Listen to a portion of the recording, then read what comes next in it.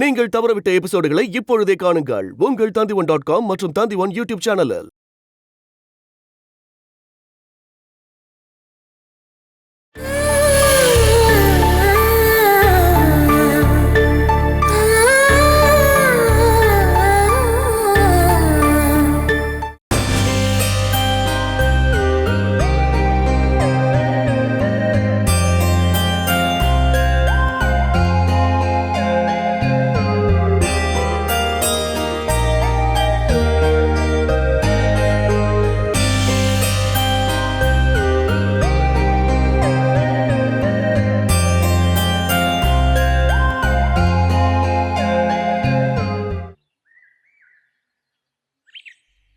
என்ன யோசனை பண்றீங்க?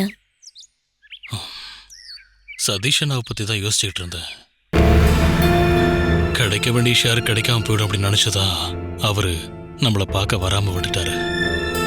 அனில் அக்காவால அனுசரிக்கவும் முடியாது, அத்தையை எதுக்கவும் முடியாது. சதீஷ் மாமாக்காக தான் அவங்க ஆத்துல ஒரு கால் சேத்துல கால் உற வச்சுட்டு வாழ்ந்துட்டு இருக்காங்க.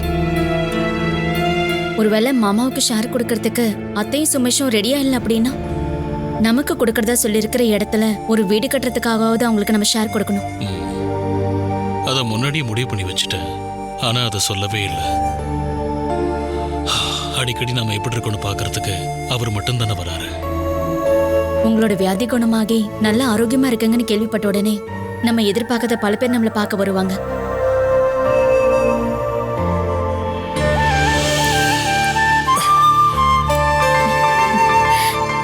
என்னங்க மனுஷ மாமா,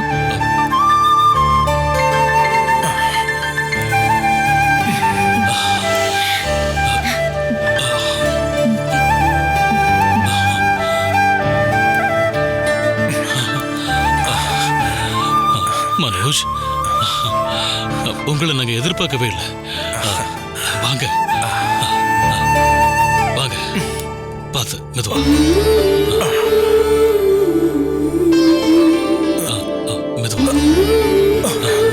உட்காருங்க, இப்படி உட்காருங்க.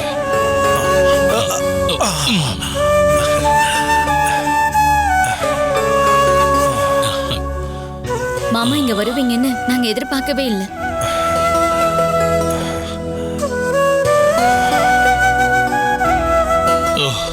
இவரை பார்க்கவே சந்தோஷமா இருக்கு. கடைசியா நம்ம பார்க்கும்போது வீல் சேர்ல இருந்து எந்திரிக்க முடியாம உட்கார்ந்து இருந்த ஆளு ரெண்டு காலையும் ஸ்ட்ராங்கா வச்சு நடக்கிறத பார்க்கும்போது என்னால நம்பவே முடியல. என்னால இப்ப நடக்கவும் முடியும், பேசவும் முடியும்.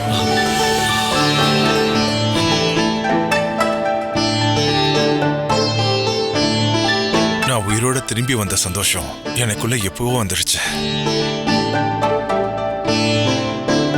மாமா நீங்க தனியா தான் வந்தீங்களா? இந்த ஆயுர்வேதிக் ஹாஸ்பிட்டல்ல நாங்க இருக்கோம்னு யார் சொன்னாங்க? நான் உங்ககிட்ட ஓப்பனா சொல்லிடுறேன். எனக்கு இந்த ஹாஸ்பிட்டல்ல 2 வாரமாவே ஆனந்தவரமா ட்ரீட்மெண்ட் கொடுத்துட்டு இருக்காரு. இங்கயா?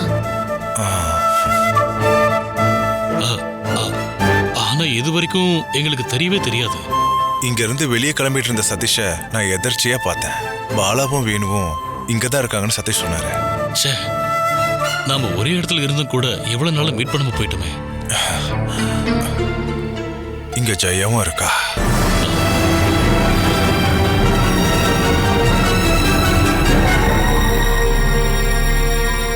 ஆனா நீங்க இருக்க விஷயம் அவளுக்கு தெரியாது.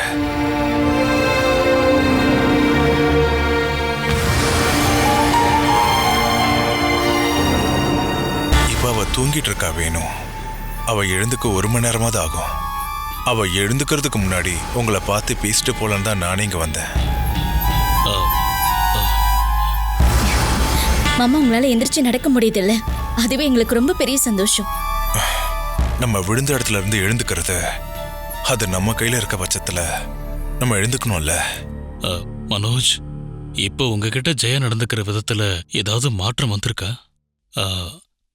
நாங்க அங்க வந்துட்டு போனதுக்கு அப்புறம் என்ன ஆச்சுங்கிறத கொஞ்சம் சொல்ல முடியுமா?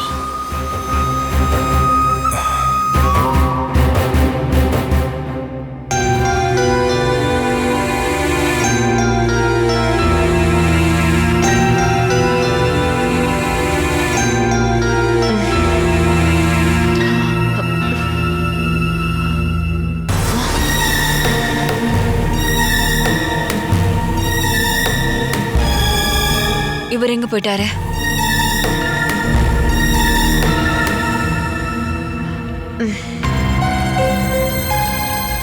என்னங்க என்னங்க?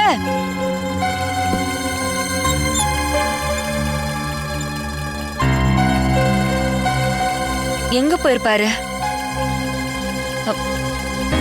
தனியா எங்க போனாருன்னு தெரியலையே.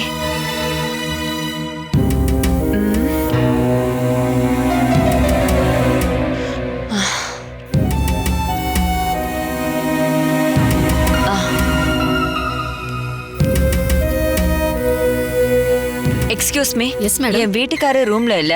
டாக்டர் ஏதாவது கூப்பிட்டிருந்தாரா? இல்லையே மேடம். பின்ன எங்க போனாரு? அவர் அதோ அந்த காட்டேஜ்குள்ள போறத பார்த்தேன் மேடம். அவர் எதுக்காக அங்க போனாரு? அது எனக்கு தெரியாது. நான் இந்த வழியா வரும்போது அவர் அந்த காட்டேஜ்குள்ள போறத பார்த்தேன்.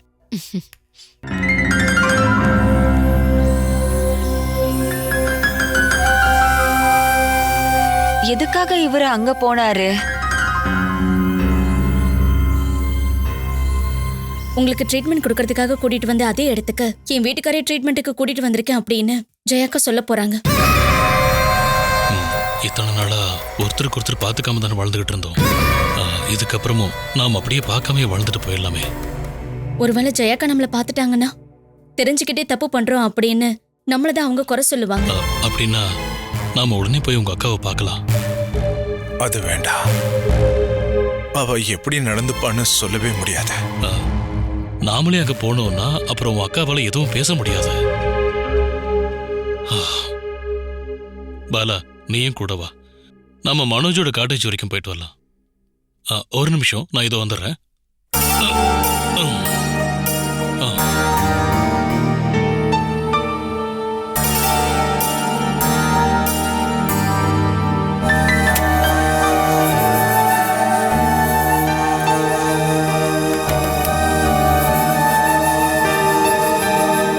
எனக்கு பயமா இருக்கு மாமா. நாங்க அங்க வந்தா ஜெயக்கா கண்டிப்பா ஏதாவது சொல்லுவாங்க. சொல்ல போனா நாங்க சொல்ற பேச்ச அவங்க கண்டிப்பா கேட்க மாட்டாங்க. இப்ப என்ன பண்றது? என் வீட்டுக்காரங்க போகாம இருக்கிறதுக்கு ஏதாவது ஒரு வழியை கண்டுபிடிக்கணும். அது எதுக்கு?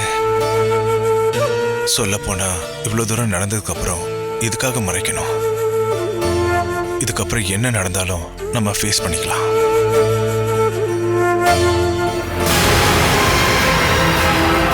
வேணு அங்க போனாதான் அவ எனக்கு பொண்டாட்டியா இருந்தா கூட அவளோட உண்மையான சுபாவத்தை அவர் புரிஞ்சுப்பாரு. ஜெயாவுக்கு இப்ப நான் ஒரு பாரமா இருக்கேன். அவ என் கூட இருந்து சும்மா என்ன பாத்துக்கிற அவளுதான். அது உண்மையான அன்புனாலயா இல்ல மத்தவங்களுக்காக தான் இப்படி பண்றாளான்னு எனக்கு இப்பவும் புரியல. ஆமா, மத்தவங்களுக்கு தெரியப்படுத்துறதுக்காக தான் நான் அவங்க கூட இருந்து பாத்துக்கிறேன்.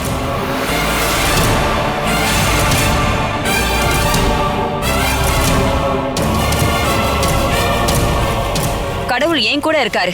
அதனாலதான் உங்களோட இந்த திருட்டுத்தனத்தை ஏன் கண்ணு முன்னாடி காமிச்சிட்டாரு.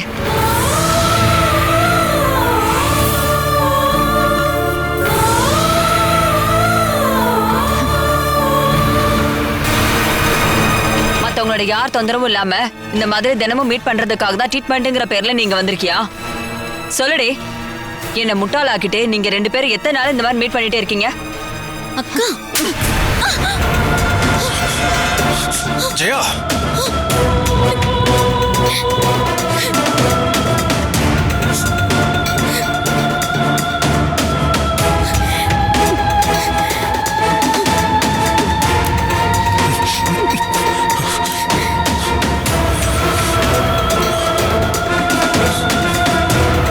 உன்னையெல்லாம் நான் அடிச்சிருக்க கூடாது, கொன்னு இருக்கணும்.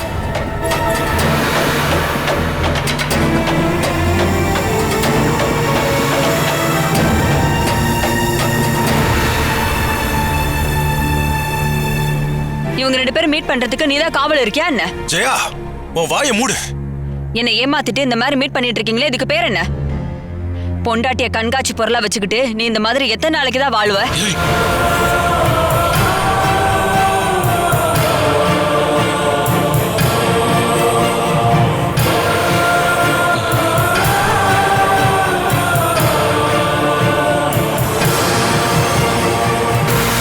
உனக்கெல்லாம் கொஞ்சம் கூட வெக்கமே இல்லையா? கூட பிறந்த அண்ணன் மாதிரி பாத்துக்க வேண்டிய ஆள இந்த மாதிரி ரூமுக்கு வர வச்சு பேசிட்டு இருக்கியே. ஜெயானி, பாலாவை பத்தி இதுக்கு மேல ஒரு வார்த்தை தப்பா சொன்னீங்க, அப்புறம் நான் சும்மா இருக்க மாட்டேன். நானும் சும்மா இருக்க மாட்டேன். என் புருஷனை இந்த இடத்துக்கு மயக்கி கூட்டிட்டு வந்து எங்களோட பணத்தை வச்சு உனக்கு ட்ரீட்மெண்ட் பண்ணணும் அப்படின்னு நினைச்சீனா அது கண்டிப்பா நடக்காது.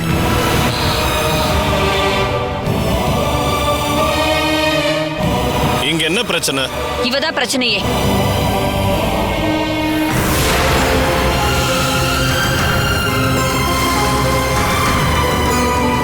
இது நல்ல கௌரவமான ஹாஸ்பிட்டல் அப்படின்னு தான் நான் நினைச்சிட்டு இருந்தேன். ஆனா இப்பதானே எனக்கு புரியுது இங்க வேற விஷயம் எல்லாம் நடந்துட்டு இருக்கு அப்படின்னு. முதல்ல என்ன நடந்ததுன்னு தெளிவா சொல்லுங்க. இவளும் இவளோட புருஷனும் சேர்ந்துக்கிட்டு இங்க ட்ரீட்மெண்ட்ங்கிற பேர்ல வசியம் பண்ணி ரூமுக்குள்ள வர வச்சு பணம் புடுங்கிறதுக்கு ஏற்பாடு பண்றாங்க.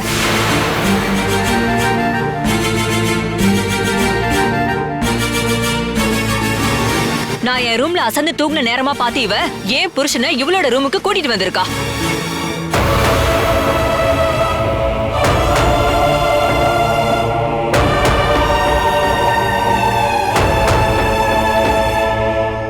இந்த மாதிரி கேடு கட்டவங்கள இங்க தங்க வைக்காதீங்க.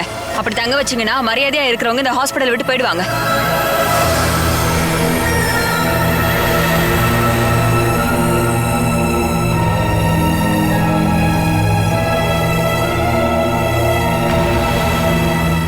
என்னோட பாசமும் கவனிப்பும் உங்களுக்கு பத்தலங்கிறதுனாலதான் நீங்க 2 பேரும் சேர்ந்து இவ்வளவு பெரிய பிளான் பண்ணிட்டு இங்க வந்திருக்கீங்களா என்ன? இங்க வச்சு முடிவு பண்ணிக்கோங்க, நான் வேணுமா இல்ல இவ வேணுமான்னு.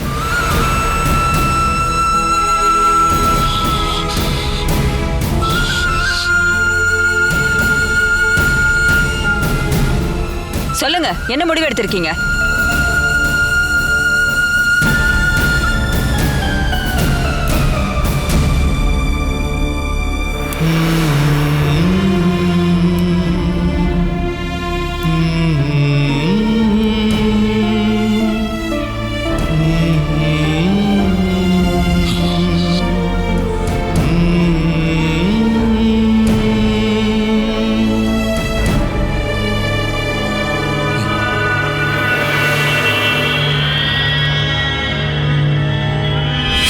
இதுக்கப்புறமும் இந்த மாதிரி சம்பவம் இங்க நடந்துச்சுன்னா இதுக்கான அவமானம் உங்களுக்கும் உங்களோட ஹாஸ்பிட்டலுக்கும் தான் கிடைக்கும்.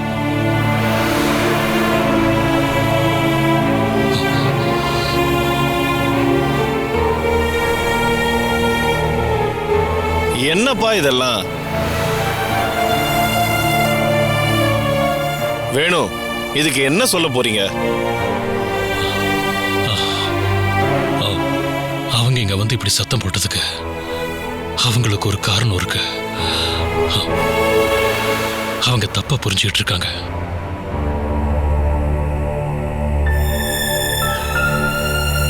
அது என்ன காரணம்னு நான் உங்ககிட்ட தெளிவாவே சொல்றேன்.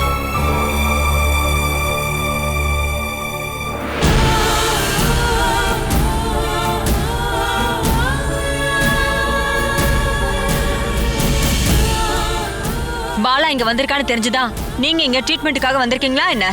இன்னைக்கு மத்தியானம் சதீஷ் சொல்லும் போதுதான் வேணும் ட்ரீட்மெண்ட்டுக்காக இங்க வந்திருக்காருன்றதே எனக்கு தெரியும். இப்படி கையும் களவும் மாட்டதுக்கு அப்புறமா இப்படி போய் சொல்றீங்களே, வெக்கமா இல்ல?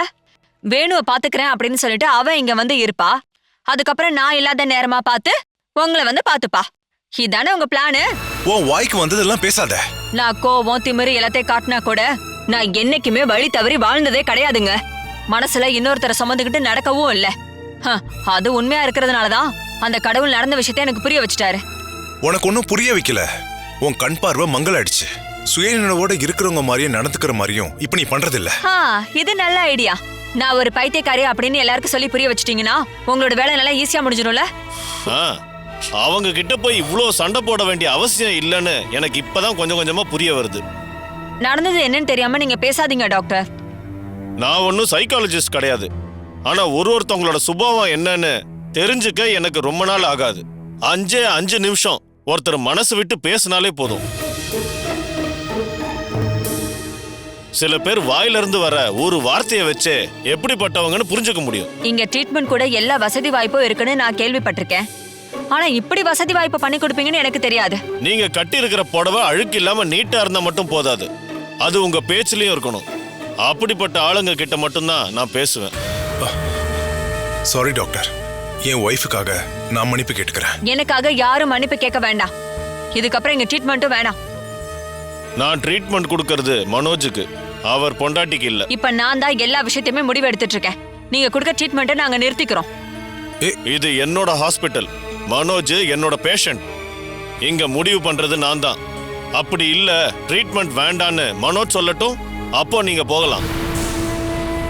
நான் நல்லபடியா எழுந்துச்சு நடக்கணும்னு நான் ரொம்ப ரொம்ப ஆசைப்படுறேன். இங்க ட்ரீட்மெண்ட் முடிஞ்சதுக்கு அப்புறம் தான் நான் வருவேன். நீங்க இங்க வரும்போது நான் உங்ககிட்ட ஒரு வாக்கு கொடுத்திருந்தேன். மத்த யாரோட உதவியும் இல்லாம மனோஜோட பழைய ஆரோக்கியத்தோட தான் இங்க இருந்து அனுப்புவேன்னு சொன்னேன். நான் கொடுத்த வாக்க காப்பாத்துவேன். அதுக்கு முன்னாடி மனோஜ் இங்க இருந்து எங்கேயும் போக மாட்டாரு. இங்க இருக்கிற கண்டிஷனை ஃபாலோ பண்ணி புருஷன் கூட இருக்கணும்னு நீங்க நினைச்சா நீங்க இருக்கலாம். அப்படி இல்லைன்னா நீங்க இப்பவே கிளம்பலாம்.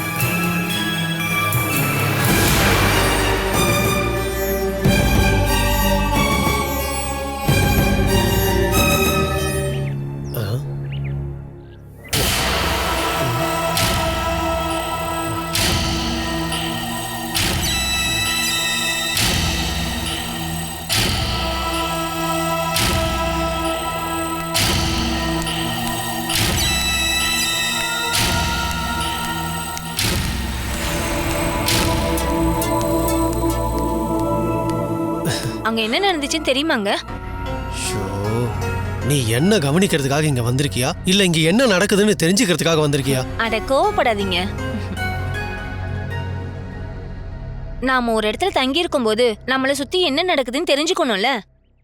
அதெல்லாம் நமக்கு தேவையில்ல ராணி. அங்க ஒரு சண்டை நடந்துச்சு, அது நம்மள பாதிக்காத விஷயம் நமக்கு தெரியும் போது அத பத்தி நாம கேட்டு தெரிஞ்சு என்ன பண்ண போறோம் சொல்லு. நம்மள பாதிக்காத விஷயம்னு எப்படி சொல்றீங்க? நான் நேத்து உங்ககிட்ட சொன்னேன்ல, கிட்னியை மாத்தினதுக்கு அப்புறம் ட்ரீட்மெண்ட்டுக்கு வந்த அந்த அண்ணனோட பொண்டாட்டிய பார்த்தேன்னு. அவங்களோட காட்டேஜ்ல இங்க ட்ரீட்மெண்ட்டுக்காக வந்த இன்னொரு ஆளு வேற ஒரு ட்ரீட்மெண்ட்டுக்காக அந்த ரூமுக்குள்ள போனாராம். அந்த ஆளோட பொண்டாட்டி கையும் களவுமா புடிச்சிட்டாங்க. சண்டை இல்லாம சுமூகமா முடிஞ்சிச்சுன்னு ஸ்டாஃபுங்க சொன்னாங்க. அந்த அக்காவோட ரூமுக்கு அந்த ஆளே போனாரா இல்ல அந்த அக்கா தான் வர சொன்னாங்களா அப்படிங்கிற சந்தேகம் மட்டும்தான் இருக்கு. அது மட்டும் இல்லாம கட்டின புருஷன் மத்த பொண்ணுங்களோட தொடர்பு வச்சிருக்காங்கன்னு தெரியும் போது எந்த பொண்டாட்டி ஒத்துப்பா சொல்லுங்க? அதெல்லாம் அவங்க சம்பந்தப்பட்ட விஷயம். நமக்கு என்னன்னு இருக்க முடியுமா? நாளைக்கு அந்த அக்கா உங்களை மயக்க முயற்சி பண்ணாங்கன்னா நான் அதுக்கு சம்மதிப்பேனா? அது மட்டும் இல்லாம இந்த அளவுக்கு லவ் பண்றவங்கள என்கிட்ட பொய் சொன்னீங்கன்னா இல்ல ஏமாத்த முயற்சி பண்ணீங்கன்னா மன்னிப்பேனா உங்களை? நீங்க இப்படி பண்ண மாட்டீங்கன்னு தெரியும். என்ன அந்த அளவுக்கு நம்புறியா?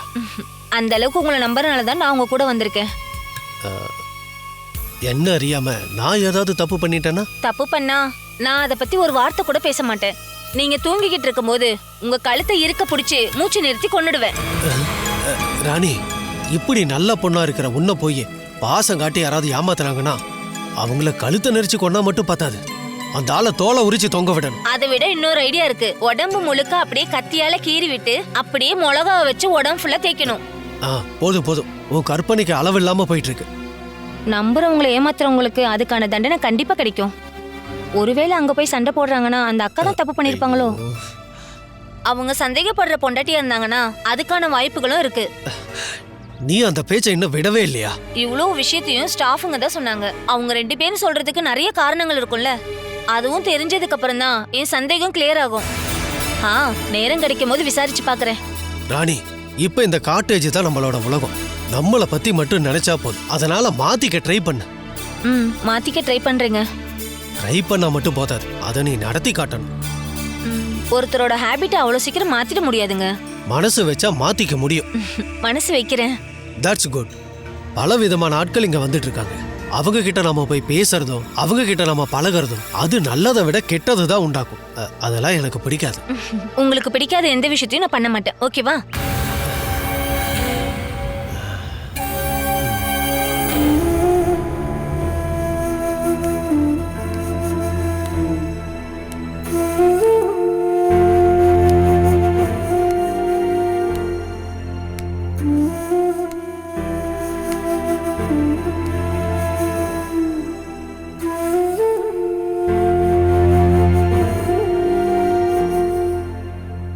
என்னங்க, என்னாச்சுங்க?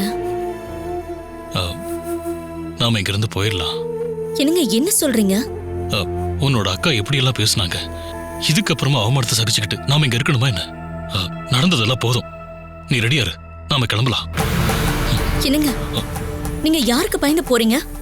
இதுக்கப்புறம் யாராவது ஏதாவது பேசுறதை கேட்டு பயந்து போறதுக்கு எனக்கு மனசு இல்ல.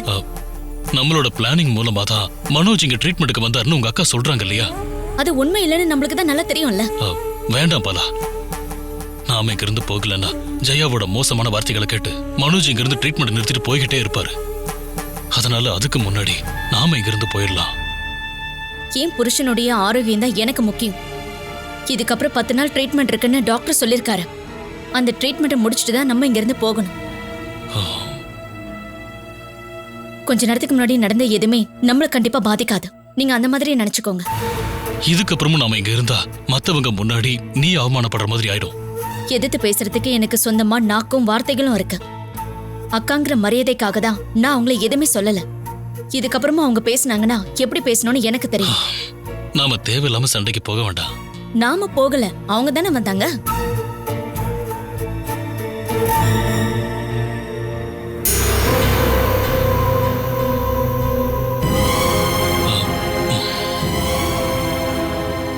மனுஷ் மாமா இங்க இருக்கிறதுனால நீங்க ட்ரீட்மெண்ட் எடுத்துக்கிறதுக்கு உங்களுக்கு ஏதாவது கஷ்டமா இருக்கா? நீ என்ன பல இப்படி எல்லாம் கேட்டுட்டு இருக்க? ஒருவேளை நீங்க என் மேல ஏதாவது விதத்துல சந்தேகப்படுறீங்களான்னு கேக்குறேன். பாலா, அப்படி நீங்க நினைச்சீங்கன்னா நம்ம நாளைக்கே இங்க இருந்து போயிடலாம்.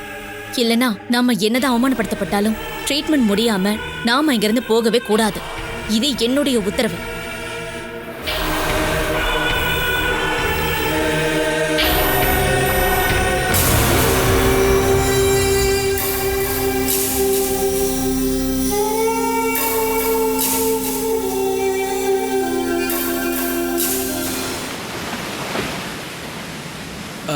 காட்டேஜ்லாம் அங்கே பக்கத்தில் இருக்குது. ஃபாரினர்ஸ் முதல் கொண்டு நிறைய பேர் அங்கே தங்கி தான் ட்ரீட்மெண்ட் எடுக்கிறாங்க. செக்யூரிட்டி 2 ஷிஃப்ட்டில் 4 செக்யூரிட்டிஸ் இருக்காங்க. அப்புறம் ஒவ்வொரு காட்டேஜ்லேயும் 2 ஸ்டாஃபுங்க பேஷண்ட்டை பார்த்துக்கிறதுல கண்டிப்பாக இருப்பாங்க. ராத்திரியில் உள்ள போகிறதுக்கு என்ன வழி இருக்கு? அதை பற்றி உங்ககிட்ட சொல்ல தான் நான் உன்னை பார்க்க வந்தேன். நான் பார்த்த வரைக்கும் அதுக்குள்ளே போகிறதுக்கு ஒரே வழி பேஷண்ட்டாக உள்ளே போய் அட்மிட் ஆனால் மட்டும்தான். ஒரு 2 நாளைக்கு மட்டும் ட்ரீட்மெண்ட்டை எடுத்துக்கிட்டு வேணும்ன கதையை எப்படியாவது முடிச்சுட்டு நீ வெளியில் வந்தாகணும். வேஷம் போட்டு அதுக்குள்ளே போய் தங்கி இருந்து கொலை பண்ணணும்னா அது சினிமாவில் தான் நடக்கும். நம்மளுடைய முகம் எங்கேயும் பதியாமல் இருக்கிறது தான் நமக்கு சேஃபு. எனக்கு ஒரு ராத்திரி போதும். நான் வேலையை முடிச்சுட்டு கால் பண்ணுறேன். அதுக்காக ஆள் மாறாட்டம் பண்ண வேண்டிய அவசியம் இல்லை. அந்த இடத்த பற்றியும் அங்கே போகிறதுக்கான வழியும் அதோட டீட்டெயில்ஸ்லாம் எனக்கு கொடுக்கணும். இன்னைக்கோ நாளைக்கோ இந்த வேலையை நான் கண்டிப்பாக முடிச்சிடுவேன்.